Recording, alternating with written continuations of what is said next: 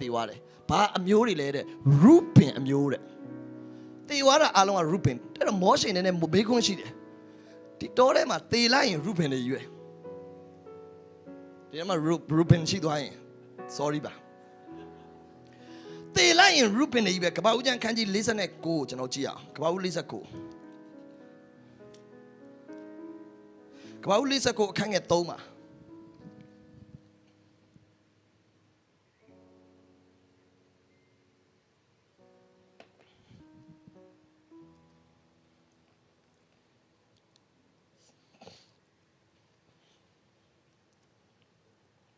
ဖတ်ကြည့်အောင်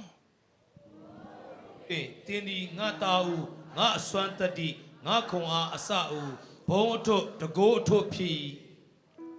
ဆက်သွားရအောင်အငယ်လေးသို့တော်လည်းရေကဲ့သို့ပွက်ထသောသဘောရှိသည်ဖြစ်၍ထူးမြတ်ခြင်းသို့မြောက်ရအကြောင်းမူကားတင်းဒီအပိုင်းအိယာကိုတက်၍ညညူးစေငါကရင်ထက်သို့တက်လေပြီတကားယာကုပ်ကသူ့သားရုပင်ကိုပထမဦးဆုံးကျင့်ရတယ်မင်းငါသားမင်းငါသားဦးငါအစွမ်းတတိငါခွန်အားငါဘုံအထွတ်တကိုးအထွတ်ဖြစ်၏အကုန်ကောင်းတယ် prophet ပြတာငိုးနေပြီအဲ့မှာသို့တော်လဲဆိုတော့မှမျိုးလုံးပြူပါတယ်သို့တော်လဲရေကဲ့သို့ပွက်ထသောသဘောရှိတယ်မင်းကဖောက်ပြန်တယ်အမြဲတမ်းထူးမြတ်ခြင်းတို့မင်းမရောက်อ่ะအမျက်ရည်တောင်ပြန်တော့ဟာအဖေက cast လုပ်လိုက်တယ်အဖေကချိန်လိုက်တယ်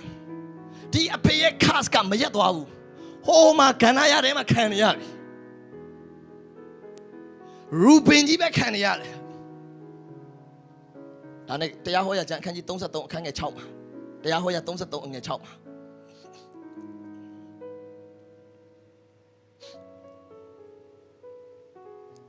တရားဟောရ33အခန်းငယ်6ရူဘင်မျိုးမသိအသက်ရှင်၍သူ၏လူတို့သည်များပါစေသောယူဒโอเคဒီလောက်ပဲဖတ်မယ်အားလုံးအတူတူဖတ်ကြအောင်ရူဘင်မျိုးမသိအသက်ရှင်၍သူ၏လူတို့သည်များပါစေသောရူပင်အမျိုးမသေးအာမင်မောရှေတစ်ချိန်လုံးရူပင်သေးတာပဲတွေ့တယ် biological father က cast လုပ်ထားတယ် spiritual father ကပြန် bless လုပ်တယ်ပြန် reverse လုပ်တယ်သင်ဘဝမှာရှိတဲ့ cast တွေအားလုံးဒီပေါ်မှာကျွန်တော်တို့ကျင်ကြတယ်အသင်းတော်ရဲ့ခေါင်းဆောင်တယောက်အနေနဲ့ကျင်ကြတယ် reverse ပြန်လုပ်တယ်သင်တို့ဘိုးဘေးတွေလက်ထက်ကကျင်ခဲ့တဲ့ cast တွေအားလုံးကို reverse ပြန်လုပ်တယ်သေမယ်ဆိုတဲ့ကျင်ခြင်းတွေအားလုံး reverse လုပ်တယ်ရှုံးနိုင်မယ်ဆိုတဲ့ကျင်ခြင်းတွေအားလုံး reverse လုပ်တယ်မထူး